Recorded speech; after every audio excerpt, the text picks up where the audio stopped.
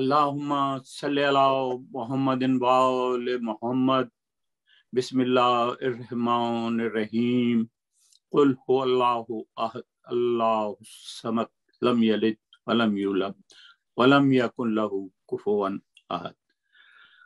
अस्सलाम वालेकुम नाजरीन, मैं सैयद जुल्फ़िकार हुसैन जाफरी कायम टीवी पर प्रोग्राम अक़वाल मासूमीन और हमारा मुस्तक़बिल लेकर आपकी खिदमत में हाजिर हूँ। नाजरीन, जैसा कि आपके इल्म में है कि कायम टीवी ने विजन 2050 को मद्देनजर रखते हुए बहुत सारे प्रोग्राम तरतीब दिए हैं ताकि हमारे आने वाले बच्चों के, आने वाली नस्ल की कुछ आगाही हो जाए हमारे प्रोग्रामों से। तो हमारे ये प्रोग्राम भी इसी सिलसिले का एक हिस्सा है कि जैसा कि आपके इल्म में है कि हमने ये अपना प्रोग्राम कुरानी हकामात से शुरू किया, उसके बाद अक़वाले और हदीस हज़रत मोहम्मद मुस्तफ़ा सल्लल्लाहु अलैहि वसल्लम को लेकर हमने चला, उस पर सैर हासिल गुफ्तगू की, नई नई बातें हमारे सामने आई। इसी तरह गुज़िश्ता प्रोग्राम हमने इन्हीं मेहमानों के साथ, मैं अब मज़ीद तारुफ कराने की मैं नहीं समझता ज़रूरत है, मगर हमारे साथ फिर भी आज मीर इरफान खान साहब मौजूद हैं, मीर अली इरफान साहब मौजूद हैं। आज तो मैंने गलत नहीं कहा ना? मीर अली इरफान ठीक है, बिल्कुल जी, मीर अली इरफान साहब और जनाब शमी अब्बास साहब शरीक हैं।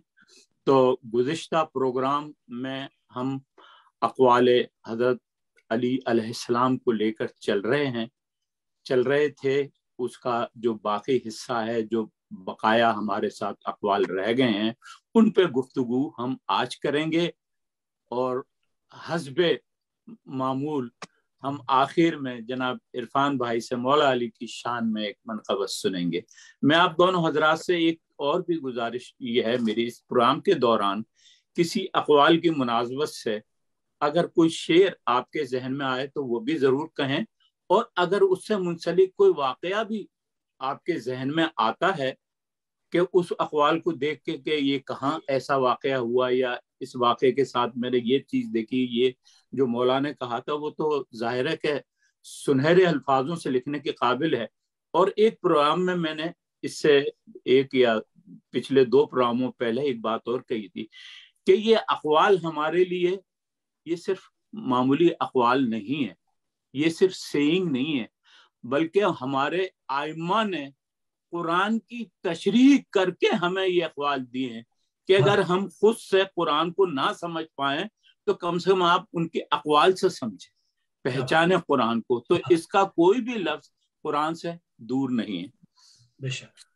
तो जी मैं इब्तिदा करता हूँ। बुजुर्ग हैं हमारे इरफान भाई। नहीं, बुजुर्गी में तो फिर मैं हूँ। तो फिर हम आपसे शुरू कर देते हैं, बुजुर्गी में आप हैं तो हम नहीं, अगर आप बुजुर्गी की बात होगी तो फिर चलिए चलिए चलिए चलिए। देखिए ना, मैंने आपका तारुफ पिछले प्रोग्राम में नहीं कराया था। इरफान भाई, शमीम साहब साइंटिस्ट हैं और न्यूक्लियर साइंटिस्ट हैं। तो मेरा साइंटिस्ट पे लेने का एक मकसद और भी था, शमीम साहब को लेने का, कि बहुत सारे हमारे मौलाना ने तो ये कहा था ना कि मैं जमीन से ज्यादा आसमान के रस्तों से वाकिफ हूँ। तो ये तलाश करेंगे शमीम भाई के इन अक़वाल में साइंस कहाँ है, तो शायद कोई ऐसी चीज आ जाए कि जो शमीम भाई हमें बता सकें। अभी ये बड़ा आसान इत्तेफाक है कि शमीम भाई तो माशाल्लाह साइंटिस्ट हैं। मैं साइंटिस्ट तो नहीं हूँ मगर साइंस ग्रेजुएट जरूर हूँ। वाह वाह, क्या बात है। आप साइंस ग्रेजुएट हैं, मैं इकोनॉमिक्स हूँ। मैंने इकोनॉमिक पढ़ी है, बिजनेस पढ़ी है, तो और लिटरेचर पढ़ा है। मैंने मास्टर किया है इंग्लिश लिटरेचर में, तो और इकोनॉमिक्स में मास्टर किया है, बीकॉम किया है। ये सारी सब चीजें हैं। ये जिंदगी, हम उस जिंदगी के उस हिस्से में हैं कि जो हम अपनी जिंदगी का निचोड़ पेश कर रहे हैं। दरअसल अगर देखा जाए तो इन अल्फाजों में यूं कि हमें तो कोई ना कोई अपनी बात को कहने के लिए कोई ना कोई लिंक चाहिए, कोई ना कोई मौका चाहिए। तो हमें जहां भी मौका मिलता है तो हम नौजवानों के लिए जो 2050 तक माशाल्लाह हयात रहेंगे उनको कह के जा रहे हैं, समझा के जा रहे हैं। अमल करना ان کے ہاتھ میں. ہم تو کہتے جائیں گے وما علینا الا البلاغ. کیا ہے قرآن کی آیت؟ میں نے پتہ نہیں غلط تو نہیں پڑھی کہ وما علینا الا البلاغ. ہم تو حضور آپ کو سمجھائے، نیک و بد حضور کو سمجھائے جائیں گے. اگلا جو ہے ذوالفقار بھائی، ایک جان کے امان پاؤں تو عرض کروں. جی جی جی، یہ نہ کہا کریں، یہ نہ کہا. اصل میں یہ ہوا کہ آپ نے جو تعارف کیا، میں سائنٹسٹ تو نہیں ہوں، البتہ میں تقریباً پچھلے 40 برسوں سے ایک طالب علم ہوں نیوکلیئر سائنس کا، اور میں نے ماسٹرز کیا ہوا نیوکلیئر فزکس میں. لیکن آپ نے اس کو بہت زیادہ وزنی بنا دیا میرے اس لقب کو سائنٹسٹ کہہ کے. ایسا نہیں ہے، لیکن یہ آپ کی محبتوں کا اس میں دخل بہت ہوتا ہے جب آپ گفتگو فرماتے ہیں تو. لیکن میں نے اسی لیے آپ سے وہ اجازت لی. دیکھیے آپ نے ابھی بزرگی کا دعویٰ کیا ہے. جی، آپ نے بزرگی کا دعویٰ کیا ہے تو آپ کی بزرگی کو لے کر ہی میں نے یہ کہا. کچھ نہیں پتا کہ آپ کے ذہن میں کیا ہے، مگر جب آپ اقوال آپ کے سامنے آئے گا تو خود بخود وہ آپ کو پتہ لگ جائے گا کہ ارے یہ اقوال تو فلاں سائنس کے فلاں فارمولے سے یا فلاں پہلو سے یا فلاں چیز سے. یہ مجھے بھی آپ یقین کریں کہ میں بھی گزشتہ 2-3 پروگراموں میں جب میں اقوال پہ بات کر رہا تھا تو مجھے کئی واقعات آئے نظر کہ ارے ایسا بھی ہوا تھا. ہمارے ساتھ کیا کہتے ہیں مرحوم نیر بھائی تھے، انہوں نے بھی کئی واقعات سنائے. ہمارے ساتھ وہ تھے کیا کہتے ہیں کاظمی بھائی، انہوں نے بھی بہت واقعات سنائے. ڈاکٹر عابد تھے ہوسٹن سے، انہوں نے بھی کئی. تو یہ اقوال کی روشنی میں ہماری زندگی میں بڑے واقعات گزرتے. چلیے جی ہم آگے چلتے ہیں. چلیے شمیم بھائی میں آپ سے ابتدا کرتا ہوں کہ مولا علی کا قول ہے کہ ہر شخص کی قدر و قیمت ان نیکیوں سے وابستہ ہوتی ہے جن کو وہ انجام دیتا ہے. بڑی سمپل سی بات ہے. سبحان اللہ. میں اس قول کو جس انداز سے دیکھا میں نے اور سمجھا ہے اپنی کم علمی کے باعث، جیسے میں عرض کر چکا ہوں پہلے بھی، یہ یہاں پر میں سمجھتا ہوں کہ عالم باعمل سے مراد ہے جو جس طریقے سے یہ گفتگو ہو رہی ہے. اور جیسے کہتے ہیں نا کہ to have a good intention is not good enough, یعنی اس کو عملی مظاہرہ بھی ہونا چاہیے کسی بھی اچھی خواہش کا، نیک خواہش کا. تو یہاں پہ ہر شخص کی قدر و قیمت، جیسے بھی آپ نے عرض کیا، ان نیکیوں سے وابستہ ہے جن کو وہ انجام دیتا ہے. عمل خیر جب تک نہ آئے گا منظر عام پر، اس کی شخصیت وضاحت کے ساتھ آپ کے سامنے نہیں آتی ہے. تو یہ چیزیں ضروری ہیں. مولا میں سمجھتا ہوں کہ جس طرح میں سمجھا ہوں کہ وہ اشارہ یہ ہے کہ آپ عالم باعمل رہے، یعنی جو آپ صرف سوچ رہے ہیں اس کا عملی طور پر بھی مظاہرہ ہونا چاہیے. اس نیکی کو اس طریقے سے محدود صرف ذہنوں میں نہیں رہنا چاہیے، بلکہ وہ باہر آ کر کے عملی صورت میں بھی اپنا تعارف کرائے. جس طرح سے میں سمجھوں اس بات کو. میں اس میں ایک تھوڑا سا پہلو کو اور اس میں اضافہ کرنا چاہتا ہوں.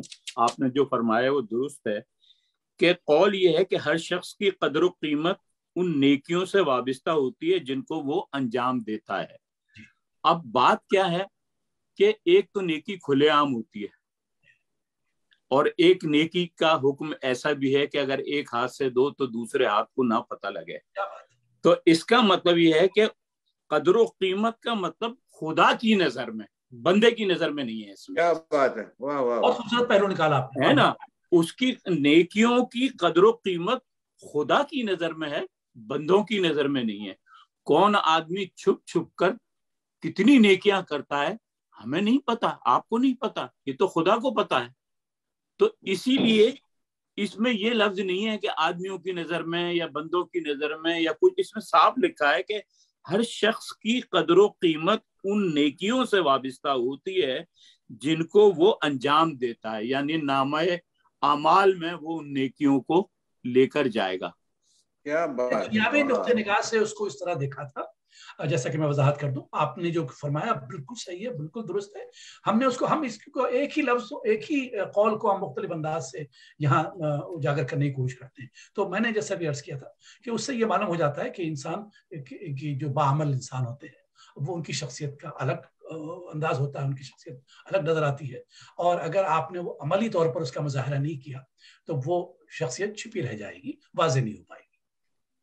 عرفان بھائی آپ کچھ کہنا چاہیں گے اس میں؟ یوں کہ ایک پہلو میری نظر میں اور بھی آیا ہے، آپ شاید تائید کریں اس کی، وہ یہ کہ آج کل جو کوئی نیکی کرتا ہے نا وہ ڈھنڈورا پیٹ کے کرتا ہے، اور یہ تو وہ زمانہ ہے کہ جب واٹس ایپ پر فوٹو اور کیمرے آسان ہیں، ہر شخص کے پاس ہیں، وہ دکھاتا ہے کہ دیکھو جی یہ میں یہ چندے کا چیک دے رہا ہوں، یہ دیکھو جی میں بیواؤں کو یہ مشینیں دے رہا ہوں، یہ دیکھو جی میں یہ اتنے ٹن گندم بانٹ رہا ہوں. تو میں سمجھتا ہوں وہ تو نیکی ضائع ہو گئی، خدا کی نظر میں تو وہ نیکی نہیں رہی، وہ تو کھلے عام آپ کی اپنی ذاتی تشہیر کر رہے ہیں آپ. جی وہ فوٹو سیشن فوٹو جی نہیں عرفان بھائی کیا کہیں گے آپ؟ وہ تو ریا کے زمرے میں داخل رضا آ گئی. تو یہ ایک آپ نے ایک جملہ کہہ کے جو ہے نا اس کو اس چیپٹر کو کلوز کر دیا آپ نے. ایک ہے لفظ، ایک گناہ ہے، بڑا قبیح گناہ ہے، کیونکہ گناہ تو سبھی کرتے ہیں، کوئی چھوٹا گناہ کبیرہ، کوئی گناہ صغیرہ، مگر اس گناہ کے ساتھ ایک لفظ جو ہے وہ بڑا عجیب سا ہے کہ غیرت مند آدمی کبھی زنا نہیں کرتا. یعنی آپ یہ دیکھیں کہ اس لفظ میں، اس گناہ میں غیرت مندی کا عنصر شامل ہے. یعنی ایک عام گناہ کبیرہ ہے، گناہ صغیرہ ہے، عام آدمی انجام دے دیتا ہے، اس کو پتہ بھی نہیں لگتا کہ یہ گناہ کر گیا ہے، اور کبھی احساس ہوتا ہے تو وہ شرمندہ بھی ہوتا ہے، خدا سے معافی بھی مانگتا ہے، ایسی بات نہیں ہے. مگر یہ جو ایک لفظ ہے نا کہ غیرت مند آدمی کبھی یہ کام نہیں کرتا، یہ ذرا تھوڑا سا جو ہے. عرفان بھائی بسم اللہ. نہیں شمیم بھائی، آپ یہ بالکل میرے خیال سے تو بالکل صاف قول ہے، اس میں کوئی گنجلک کوئی بات ہی نہیں ہے. اس میں ظاہر بات ہے کہ جس کا جو غیرت مند ہوگا وہ ایسے کام کیوں کرے گا جس میں ہر لحاظ سے ظاہری اور باطنی بے شرمی ہے. ٹھیک ہے، یہ آگئی بات.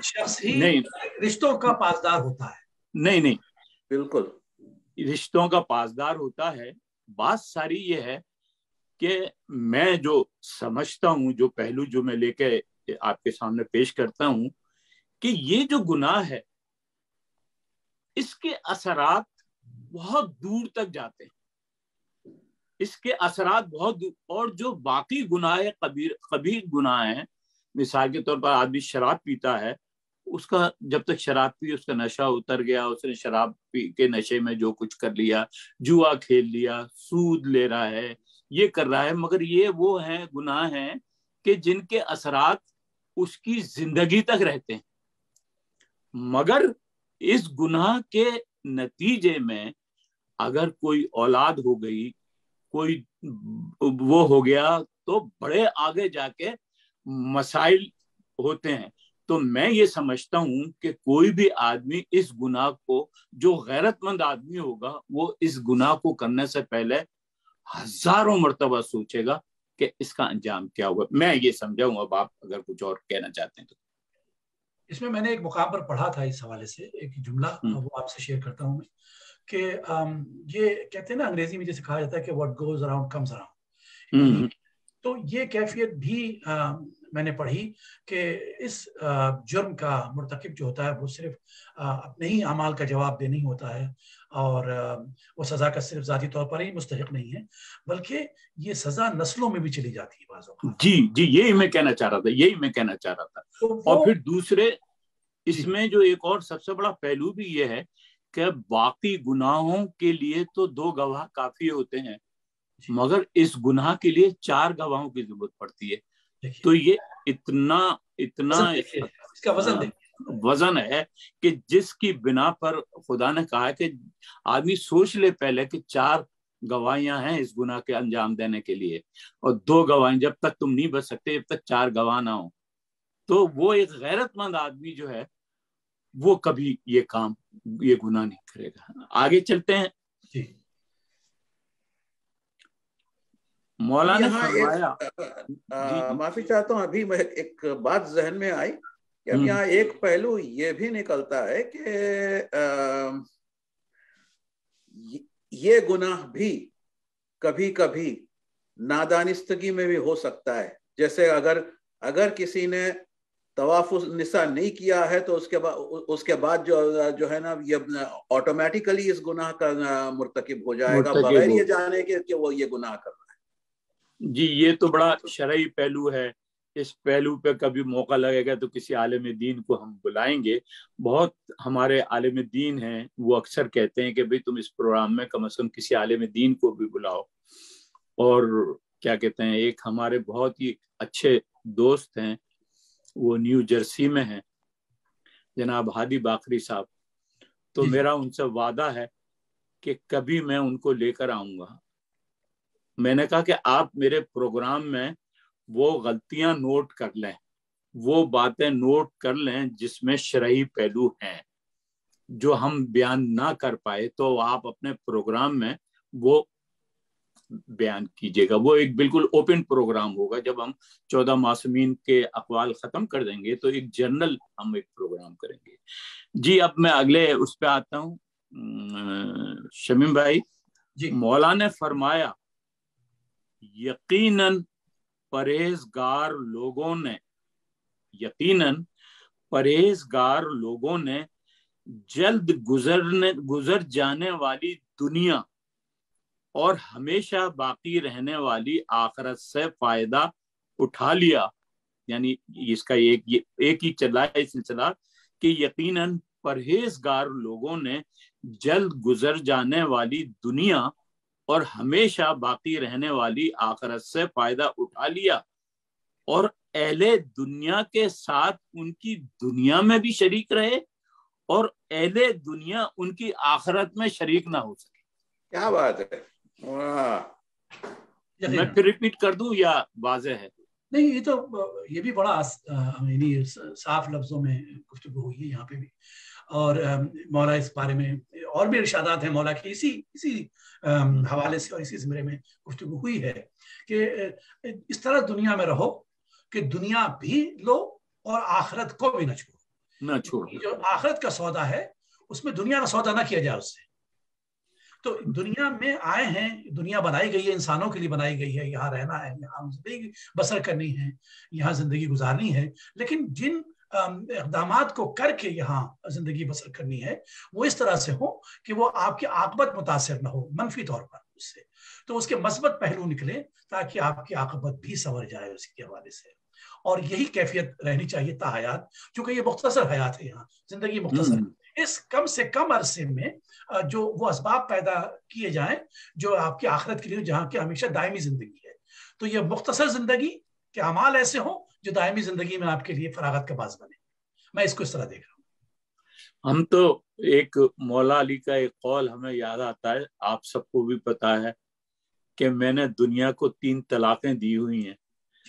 تو مطلب یہی ہے کہ اس دنیا میں آپ دین کو لے کر چلیں. آگے میرے خیال سے 1-2 ایسے آتے ہیں کہ بلکہ نیکسٹ اقوال ایسا ہے تو اس موضوع پہ پھر ہم اس اقوال میں کو لے کر چلیں گے.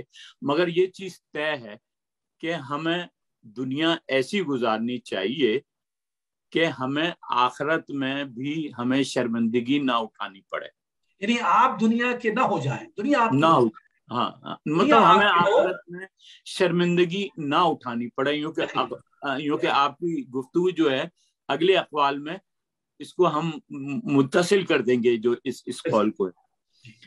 جی عرفان بھائی دیکھیے گا, اگر تم نے اپنے دین کو اپنی دنیا کا تابع بنا دیا, اگر تم نے اپنے دین کو اپنی دنیا کا تابع بنا دیا تو دین و دنیا دونوں کو کھو بیٹھو گے.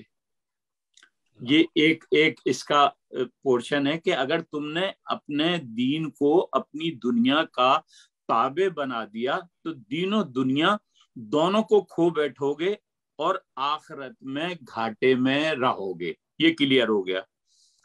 اور اگر اپنی دنیا کو دین کا تابع بنا لیا تو دین و دنیا دونوں کو حاصل کر لیا اور آخرت میں بھی کامیاب لوگوں میں ہوگے.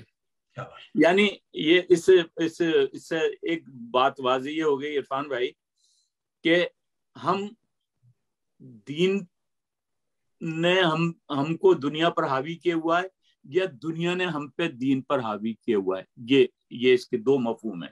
جی کچھ کہیے گا عرفان بھائی. جی آپ نے جیسا ابھی تھوڑی دیر پہلے آپ نے کہا تھا کہ جو ہے معصومین کے جو اقوال ہیں، جو معصوم کا قول ہے وہ کبھی کبھی قرآن کی تفسیر بن جاتا ہے، بلکہ کبھی کیا ہوتا ہے تو مولا کا یہ قول بھی ایسا لگتا ہے کہ سورہ عصر کی تفسیر ہے یہ.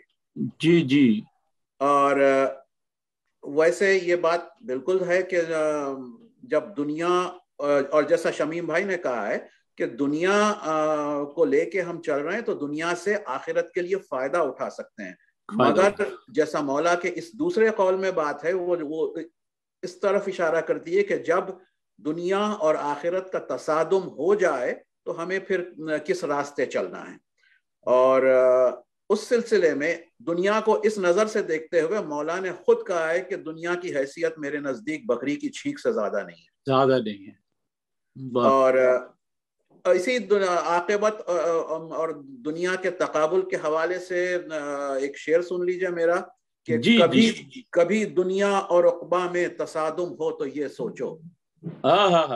کبھی دنیا اور عقبہ میں تصادم ہو تو یہ سوچو، یہ دنیا 4 دن کی ہے وہ راحت دائمی ہوگی.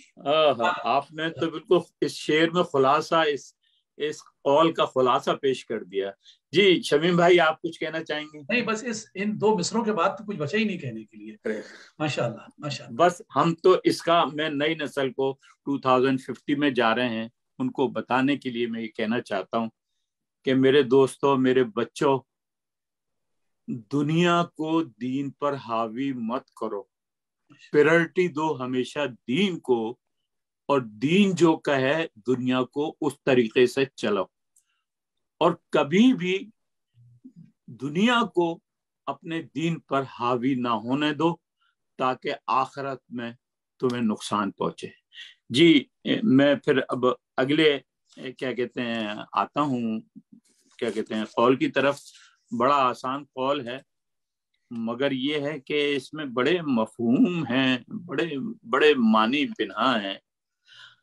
مولا علی مشکل کشا حضرت علی ابن ابی طالب نے فرمایا دنیا سانپ جیسی ہے، دنیا سانپ جیسی ہے کہ اس کا چھونا تو نرم و ملائم ہے مگر اس کے اندر زہر حلال شامل ہے. بے خبر نادان اس کا دل دادا ہو جاتا ہے مگر ہوش مند عاقل اس سے ڈرتا ہے. تو مولا علی نے دنیا کی مثال سانپ کی طرح سے دی. کیا کہیں گے شمیم بھائی اس میں؟ یقیناً مولا کا قول قرآن کے مطابق ہے بالکل یقیناً. اور یہ سانپ کی جو کیفیت مولا نے بتائی ہے، یعنی ظاہراً نرم ہوتا ہے اور ظاہراً آپ کو خوفزدہ نہیں کرتی دنیا ظاہراً، اور آپ کو اپنی طرف راغب کرتی ہے. یعنی اس کی ملائمت یا اس کی چاشنی جیسے ہم جیسے کہیں گے، اور اس کی ظاہری بناوٹ انسان کو اپنی طرف راغب کرتی ہے، لیکن دراصل اس کا باطن اس قدر حسین نہیں ہے اور دیدہ زیب نہیں ہے، جاذب نہیں ہے.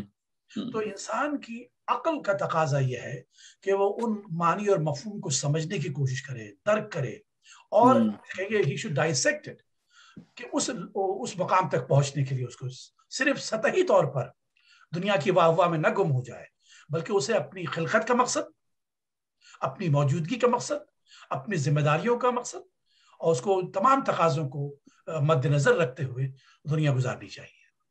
تب جا کر کے وہ اس کے زہر سے بچ سکے گا. جی عرفان بھائی آپ کیا کہنا چاہیں گے اس سلسلے میں؟ نہیں، یہ مولا نے دنیا کو مختلف اپنے خطبات میں مختلف طرح سے دنیا کی مثال دی ہے، جس میں سے ایک یہ مثال تھی، ایک جو میں نے عرض کی وہ خطبہ شقشقیہ میں مولا نے اس کو بکری کی چھینک کی مثال دی، اور اپنے ایک اور خطبے میں دنیا کی مثال مولا نے دی ہے، جیسے کسی سور کی جو ہڈی کسی جزامی کے ہاتھ میں ہو، دنیا کی یہ مثال بھی موجود ہے۔ تو مولا نے ہر وقت یعنی دنیا کے جو منفی پہلو ہے ان کی طرف اشارہ کیا ہے، مگر دنیا کے مثبت پہلوؤں کی طرف بھی مولا نے اشارہ خطبہ میں اشارہ کیا۔ جی بس یہ ہے کہ دنیا میں رہ کر ہم اس کی دنیا کی رنگینیوں میں نہ کھو جائیں، کیونکہ دنیا کی یہ رنگینیاں جو ہیں یہ سانپ کی طرح ہوتی ہیں۔ یعنی آپ یہ دیکھیں کہ جو ہمارے ہاں اسلامی جو چیزیں ہیں جو گناہ کبیرہ میں آتی ہیں، گناہ صغیرہ میں آتی ہیں، وہ سب لذت ہے۔ مطلب یہ دنیا جو ہے یہ ایک لذت کی جگہ ہے، تو آدمی کو یہ نہیں دیکھتا کہ وہ کس لذت سے آشنا ہو رہا، کس لذت کو وہ اپنا رہا ہے کہ وہ اس کے لیے آگے جا کے نقصان دہ ہوگی۔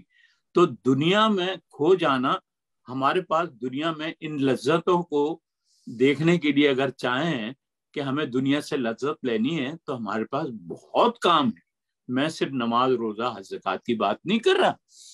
آپ اپنے بزرگوں کی خدمت کریں، اطاعت کریں اپنے ماں باپ کی، آپ اپنے پڑوسیوں کی خدمت کریں، آپ محلے والوں کی خدمت کریں، آپ بیواؤں کی خدمت کریں، آپ کسی مسجد امام بارگاہ میں جا کے جھاڑو دیں، آپ کسی درگاہ میں جا کے، کسی مسجد میں جا کے آپ جوتے سیدھے کریں۔ جو نیک کام آپ کر سکتے ہیں، آپ یہ دیکھیں کہ آپ کو اس میں اتنی ذہنی طور پر اور جسمانی طور پر لطف آئے گا وہ کام کرنے کے لیے کہ جس سے لوگ بھاگتے ہیں، مگر آپ کو وہ دائمی لطف ہوگا۔ مگر وہ دنیاوی چیزیں جو سانپ کی طرح نرم ہوتی ہیں، ان میں اگر ہم بھاگیں گے تو ہمیں مطلب وہ وقتی طور پر تو فائدہ دیں گی، مگر اس میں زہر شامل ہوگا جو آگے کے لیے نقصان دہ ہوگا۔ جی اب میں حیا علی خیر العمل کی، حیا علی خیر العمل، یہ بات جو ہے بہت سمپل ہے اس کو نیو جنریشن کو سمجھنے کے لیے کہ بھائی ہم کبھی بھی نقصان نہیں اٹھا سکتے اگر، جیسا انگلش کا ایک ایکسپریشن ہے کہ کیپ یور پرائرٹیز رائٹ۔ سیدھی سی بات۔ اب یہ ایک آگے میں قول پڑھ رہا ہوں مولا علی کا، اس میں مولا علی نے 5 باتوں کی وصیت کی ہے، 5 باتوں کی، اور یہ ہماری روز مرہ زندگی سے مطابقت رکھتے ہیں، مگر کیا ہے کہ ہم لوگ اس پہ عمل نہیں کر پاتے۔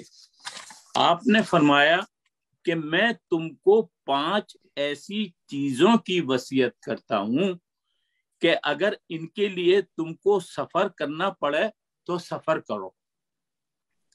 یعنی اس کے اندر ایک لفظ جو سفر ہے، تو بہت سی ایسی چیزیں ہیں کہ جس میں ہمیں سفر نظر نہیں آ رہا، جو آگے 5 ہیں، مگر سفر کا لفظ کیوں استعمال کیا ہے وہ آپ لوگ بتائیں گے۔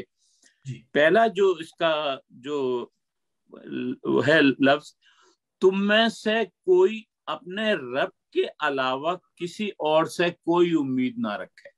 سبحان اللہ۔ یہ جی پہلا قول ہے، جو 5 چیزوں میں سے پہلا یہ ہے پورشن۔ دوسرا ہے تم میں سے کوئی اپنے گناہوں کے علاوہ کسی اور سے نہ ڈرے۔ سبحان اللہ، سبحان اللہ۔ تیسرا ہے کہ تم میں سے اگر کسی سے کوئی سوال کیا جائے اور وہ نہ جانتا ہو تو میں نہیں جاننا کہنے سے ہرگز نہ شرمائے۔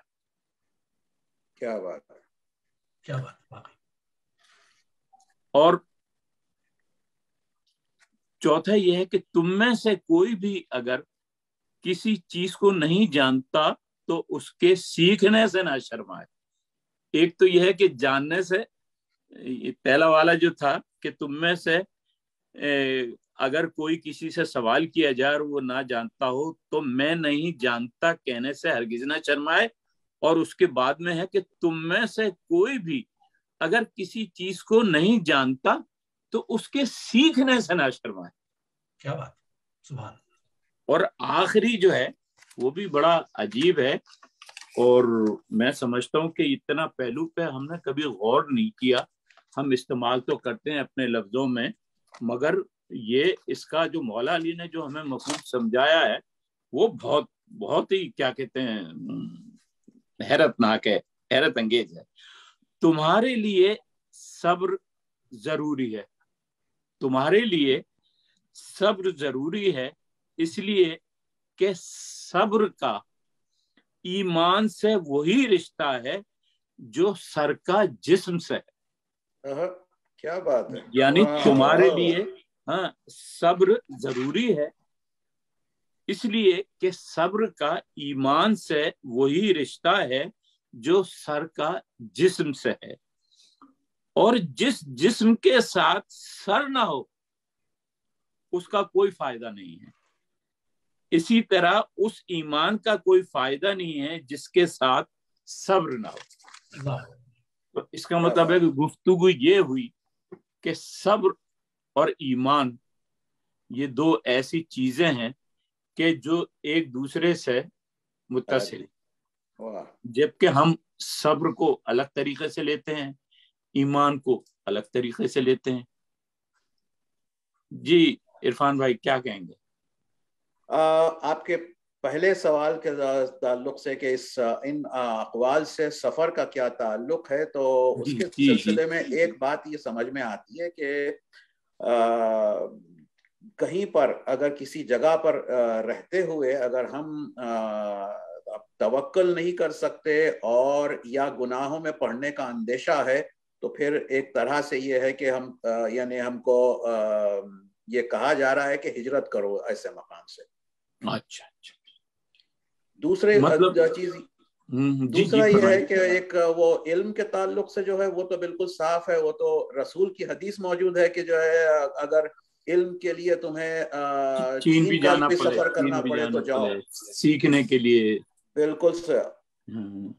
और आखिरी जो आपने मौला का इरशाद सब्र के ताल्लुक से कहा है, तो सब्र के ताल्लुक से ये इरशाद मौला ही कर सकते थे, क्योंकि मौला से बड़ा साबिर पूरी कायनात में नहीं है। वाकई ये आपने बहुत 25 साल मौला ने सब्र किया है, और वो जिंदगी जो है मौला की, वो बस आप ये समझ लें कि वो ऐसी जिंदगी गुजरी है कि ऐसा सब्र नहीं देखा दुनिया ने कभी। मौला के सब्र के हवाले से मैंने एक कता कहा था, वो मैं पेश कर देता हूँ। जी जी जी बिल्कुल बिल्कुल। ज़हरा पे ताजियाना उठे दर पे आग आए, ज़हरा पे ताजियाना उठे दर पे आग आए, ऐसे में सब्र सिर्फ अली का कमाल है।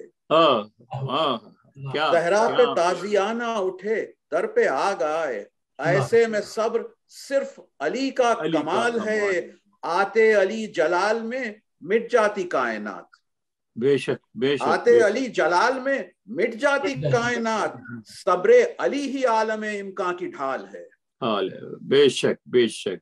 जी शमीम भाई कुछ और आप इजाफा करना चाहेंगे इसमें? पहले उस सत्र में जो आपने गुफ्तगू फरमाई थी वो सफर के हवाले से, मैं इस तरह देख रहा हूँ कि सफर से मुतालिक ये दो चीजें जाहिर हो रही हैं। सिर्फ सफर मसाफत ही नहीं बल्कि मशक्कत के मानों में भी है यहाँ पर। जी जी जी जी। आपको किसी तरह से भी उसूल इल्म के लिए या तो सफर करना हो, यानी एक मुकाम से दूसरे मुकाम की तरफ, जैसे भी इरफान भाई ने कहा, वो हिजरत मकसूद हो अमल खैर के लिए, और या फिर किसी भी तरह की मशक्कत भी दरपेश हो तो उससे आदमी गुरेज न करे और उसके हुसूल के लिए। तो मशक्कत और मसाफत ये दोनों चीजें इंसान को अपने मरूज खातिर रखनी चाहिए, मद्देनजर रखनी चाहिए। और वो सब्र के हवाले से जो गुफ्तगू थी, मैं उसमें जरा सा एक ये ऐड करना चाहूंगा कि इंसान यानी पैदाइशी तौर पर, फितरी तौर पर बड़ा बेसब्रा पैदा हुआ है।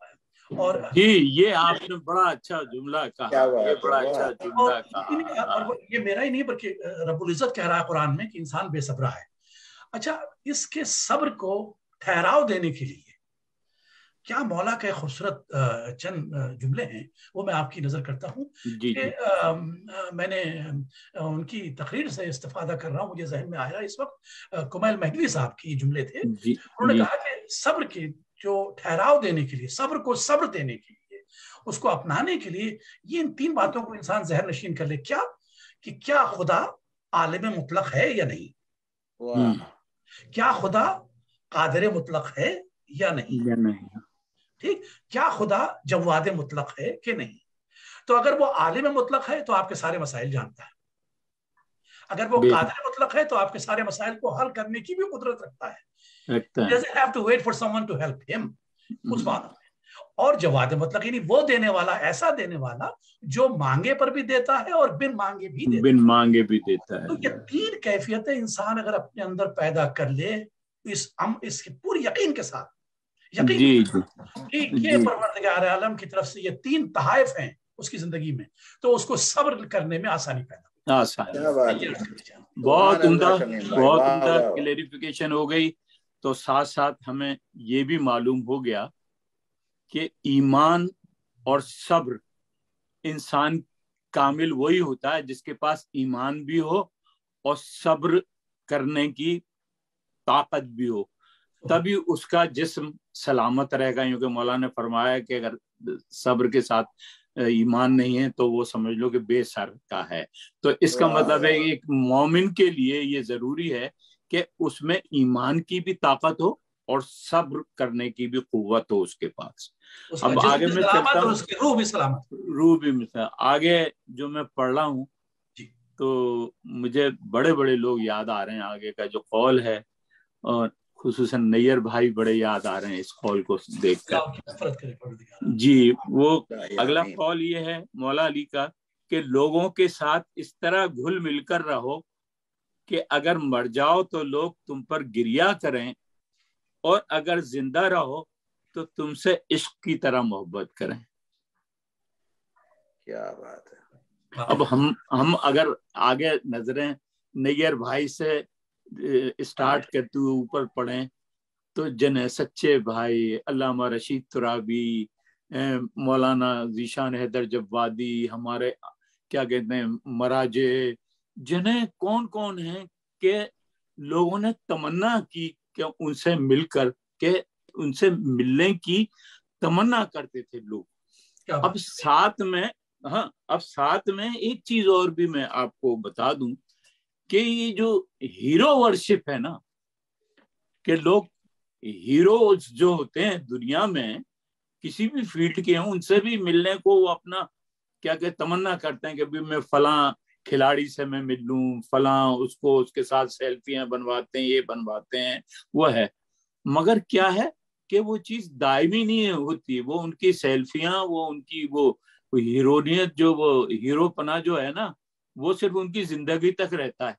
میں نے کئی ایسے ہیروز کو دیکھا ہے جو اپنی جوانی میں، اپنی زندگی میں بڑے کیا کہتے ہیں مشہور تھے، لوگ ان سے ملنے کی تمنا کیا کرتے تھے، مگر آج کل بھی زندہ ہے، مگر کوئی وہ دیکھ کے آنکھ اس کو دیکھتے ہیں اور گزر جاتے ہیں کہ کچھ نہیں. تو یہ وہ نہیں ہوا. اب ہمارے ہاں جو ہے، آپ کبھی بھی دیکھیں علامہ رشید ترابی کا نام جب بھی آئے گا، لوگ ان سے دعا، ان کے لیے آہا نکلے گی دل سے. سچے بھائی کا نام آئے گا، ناظم بھائی کا نام آئے گا، عزت لکھنوی کا نام آئے گا، چھجن صاحب نوحہ خان تھے ان کا نام آئے گا. پوری دنیا میں ہمیں یہ فخر ہے کہ پوری دنیا میں ایسے افراد ہماری کمیونٹی کے، شیعہ کمیونٹی کے تھے اور ہیں آج بھی، کہ ہم ان کی آج بھی کیا کہتے ہیں ان کی ہم عزت کرتے ہیں، ان کے ساتھ مل کر رہنا چاہتے ہیں. اور ایسے بھی ہیں جو گزر گئے ہیں، اور بھی ہمارے پاس تازہ حالیہ مثال نیئر بھائی کی ہے. اس سے میں آگے چلتا ہوں، وہ بھی بڑی آسان سی ہے. 2 مصرے آپ کی نظر کرتا ہوں جی حوالے سے کہ عرفان بھائی جسارت کر رہا ہوں، یہ عطا شمیم بھائی میرے نہیں ہیں، یہ ظاہر کسی شاعر کے ہیں، ان کا نام میرے ذہن میں نہیں اس وقت، لیکن وہ جو ہم نے کہا کہ یادگار لوگ ہیں، یہ وہ لوگ جو ابھی زندگی میں ہیں ہماری، اور وہ جو زندگی سے جا چکے ہماری زندگی، جا چکے ہیں. لیکن جو زندگی میں ہے وہ اس کے لیے ہے کہ ایسے मिला करो कि करें लोग आरजू, ऐसे मिला करो कि करें लोग आरजू, और ऐसे रहा करो कि जमाना मिसाल दे। जमाना अपनी जिंदगी में भी उनको वो इज्जत और एहतराम मिलना चाहिए। मैंने अक्सर बेशतर जिक्र किया, और आप इसके यकीनन आप उसकी तायद करेंगे, कई मौकों पर मैंने जसारत की कहने की कि हमें जो मौजूद लोग हैं उनका एहतराम, उनकी इज्जत हम पर करनी चाहिए जिंदगी में ही।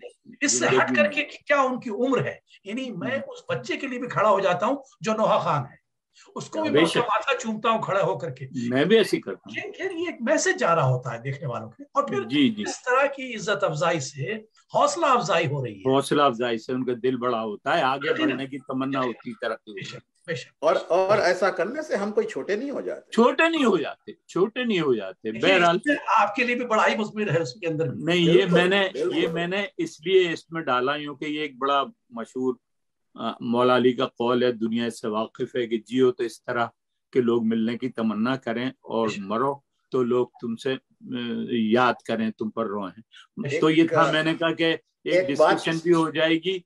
और अभी रिसेंटली हमारे साथ जो एक हादसा हुआ है, नैयर भाई, हादसा तो नहीं कहूँगा, अल्लाह ने उनको क्या कहते हैं जन्नत अता की, और ऐसी जगह ऐसे मकान जन्नत मकानी हो गए।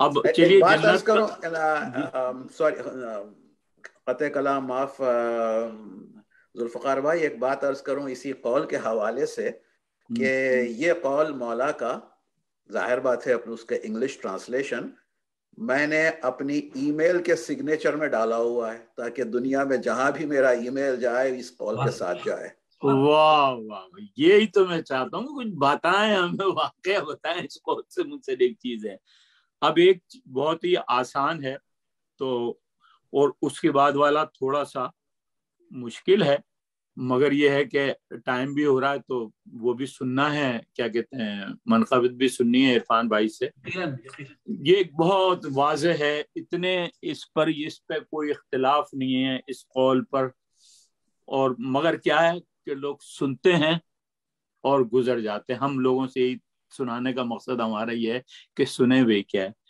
जन्नत अमल से हासिल होती है, उम्मीद से नहीं होती। क्या बात है, वाह वाह। जन्नत अमल से हासिल होती है, उम्मीद से नहीं हासिल होती। हम यहाँ देखते हैं लोग जरा जरा सी बात में जन्नत बांट रहे हैं, कोई मौलवी बांट रहा है, कोई जनाब फकी बांट रहा है, कोई बाबा बांट रहा है, कोई बांट रहा है, भाई ये कर लो बस जन्नत तुम्हारी। अब जो हम देख रहे हैं ना आजकल, हमारे सामने अभी पेशावर का सानिया हुआ है, जो ये बम फाड़ हैं, इनको क्या ये जन्नत मिली है? इनको ये इनका ये अमल इनको जन्नत में लेके जाएगा?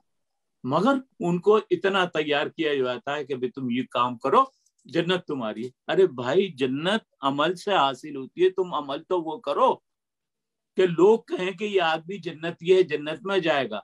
तुम्हारे अमल तो दूसरे होते हैं और उम्मीद जन्नत से लगा के बैठे रहते हैं।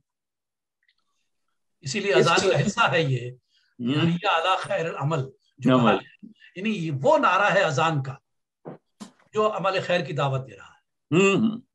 बिल्कुल सही है। और इस मौला के इस कौल के लिए अगर हम कोई सिंबल, कोई मिसाल ढूंढने चलें, तो मैं समझता हूं कि हजरत हुर से बेहतर मिसाल शायद ही कोई नहीं मिलेगी, दुनिया में नहीं मिलेगी, दुनिया में नहीं मिलेगी। यानी हजरत हुर ही का अमल था जो उन्हें दोज़ख से जन्नत लेके गया। और इससे एक और बात, और एक वाज़ेह ये बात हो जाती है कि अमल की क्वांटिटी नहीं क्वालिटी देखी जाती है, क्वालिटी देखी। एक मैं इसमें एक चीज और इजाफा कर दूं, अभी मेरे जहन में आई, हजरत हुर की मुनासबत से बहुत अरसे से मैं कहना चाह रहा था मगर कभी कहने का मौका नहीं मिला। आप ये देखें, दुनिया की तारीख उठा के देख लें कि जितनी भी लड़ाइयां हुई हैं, जंगें हुई हैं, तो उसमें से जो बज़ाहिर उनको नजर आ रहा है कि ये शिकस्त हो रही है, वो लोग छुप कर जीतने वाली जंग के साथ शरीक हो गए।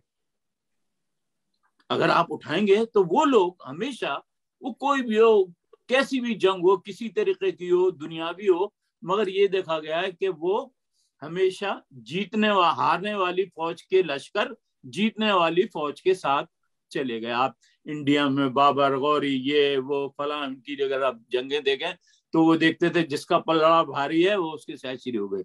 ये एक करबला की जंग तो मैं नहीं कहता, मगर ये करबला का वाकया वाहिद वाकया है कि जिसको दुनिया में ऐसी मिसाल नहीं मिलती जैसे अभी क्या कहते हैं इरफान भाई ने बताई जनाब-ए-हुर की मिसाल।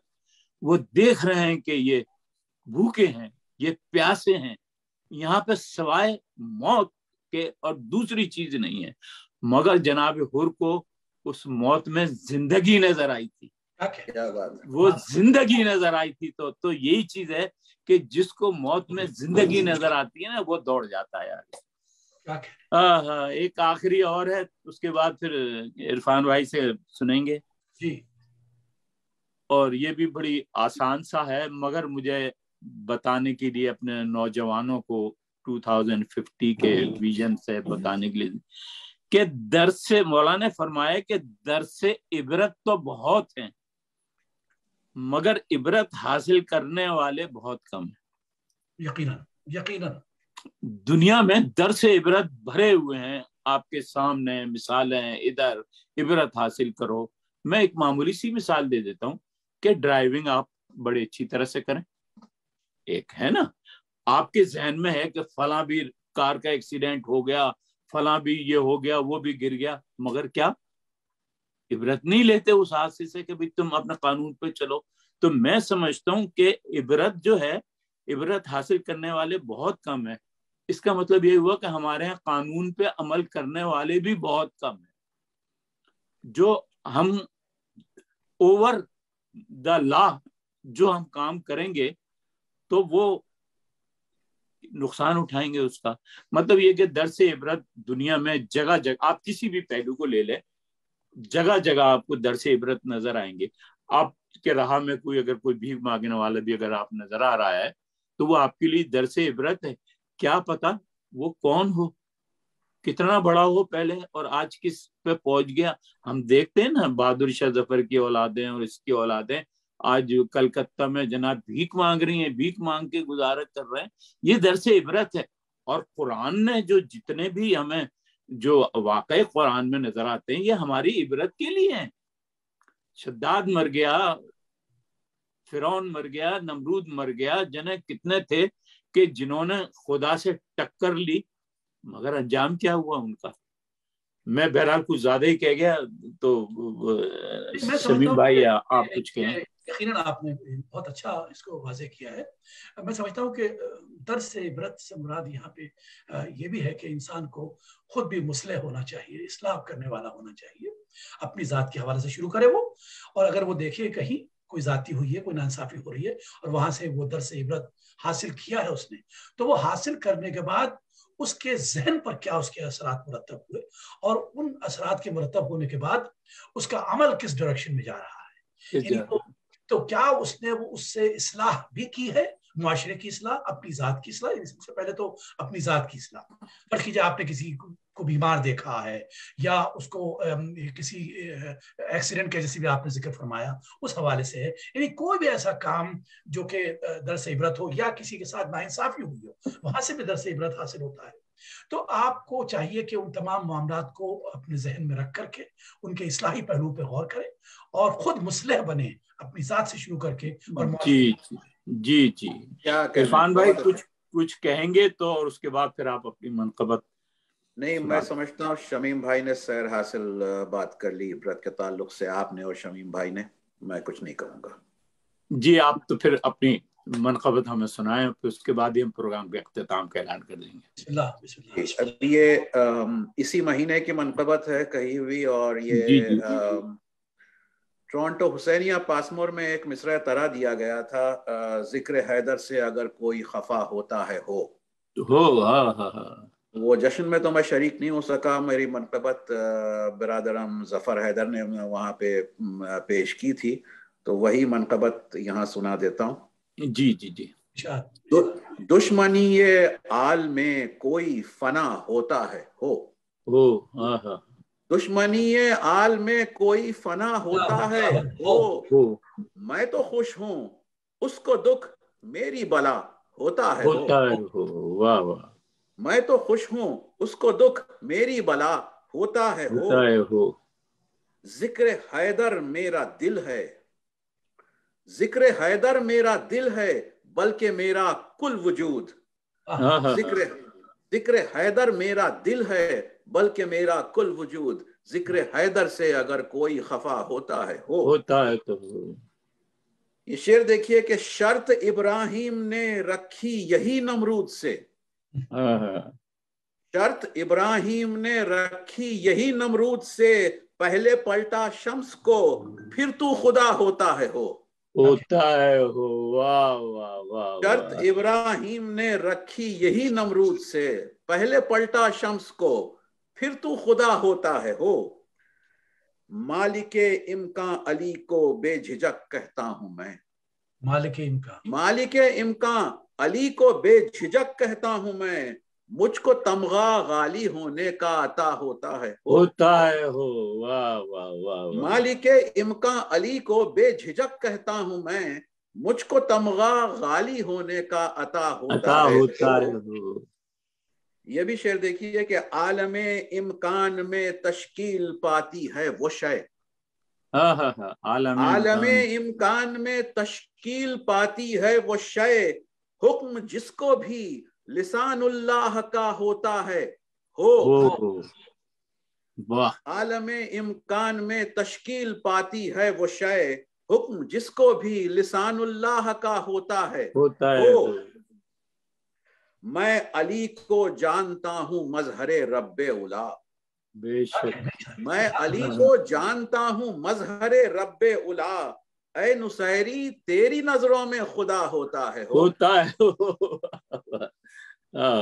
मैं अली को जानता हूं मजहरे रब्बे उला, ऐ नुसैरी तेरी नजरों में खुदा होता है हो। मैं अली का हूँ गुलाम और वो अली की है कनीज। मैं अब यहाँ पे ये वो कौन है? वो दूसरे मिसरे में देखिए कि मैं अली का हूँ गुलाम और वो अली की है कनीज, डर नहीं है मौत से अब सामना होता है होता है। मौत कनीज है। क्या उम्दा। मैं अली का हूँ गुलाम और वो अली की है कनीज, डर नहीं है मौत से अब सामना होता है हो। मक्ता अर्ज करता हूँ कि हश्र में बोले मलक इरफा पे है बारे गुनाह, हश्र में बोले मलक इरफा पे है बारे गुनाह, शाफ़े महशर की तब आई निदा होता है हो। बहुत शुक्रिया इरफान भाई, मैं आप दोनों हजरात का तहे दिल से मशकूर हूँ कि आपने इस प्रोग्राम में शिरकत करके मुझे और कायम टीवी को आज़ाद बख्शा। तो इंशाल्लाह आपसे आइंदा भी किसी प्रोग्राम में ज़रूर मुलाकात होगी। तो इसके साथ ही मैं प्रोग्राम ख़त्म करने का ऐलान करता हूँ। नाजरीन, हम मौला अली के कलाम से, अक़वाल से आज बहुत हमने अच्छी गुफ्तगू की, और इंशाल्लाह जो इससे नेक्स्ट प्रोग्राम होगा वह हम बीबी फातिमा ज़हरा सल्लल्लाहु अलैहि वसल्लम के अक़वाल पर मबनी अक़वाल से करेंगे।